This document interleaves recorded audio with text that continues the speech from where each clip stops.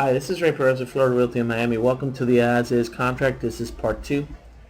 In part 1, we covered time for acceptance of the contract.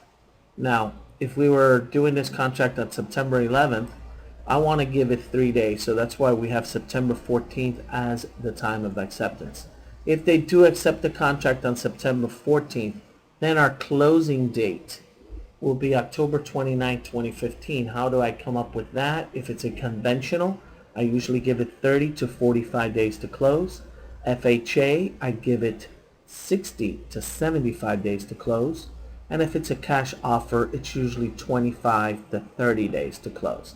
So that will determine on line 52 what is your date. Once again, conventional, I go 30 to 45 days to close. FHA, 60 to 75 days, and a cash deal, I usually go 25 to 30 days. We now proceed to line 62. If there is a extreme weather or any condition such as a hazard wind, a hurricane, flood, and you cannot close, you have an extra 14 days to close. That will be line 62. Line 72, if the property is leased, you would check this box here, which means your buyer now has to get all the lease agreements and all the deposits at closing from the seller. Obviously, the buyer is going to look over these lease agreements prior to closing. We go down to line 81, and you may not assign this contract. That is normally what we put in this box. If the buyer's paying cash, then you would click line 85. If he's not paying cash, you will not click line 85. If you do click cash, then all your financing contingencies are waived. Let's go with our finances. If he's financing the contract, line 87, you would click that.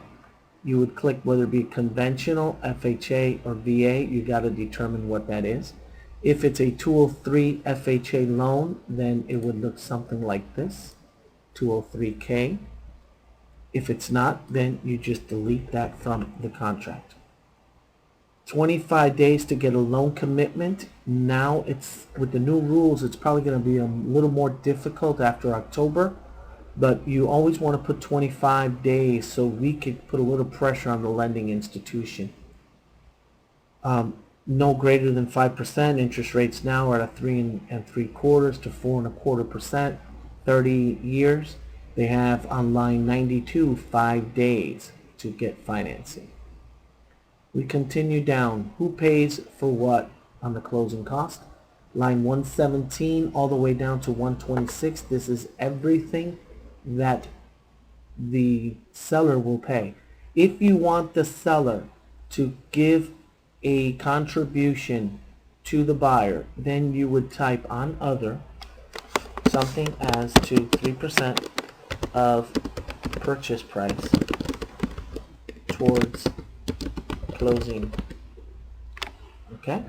Now, that means that if it's a $200,000 sale, 3% is $6,000. You do not type 3% of closing costs.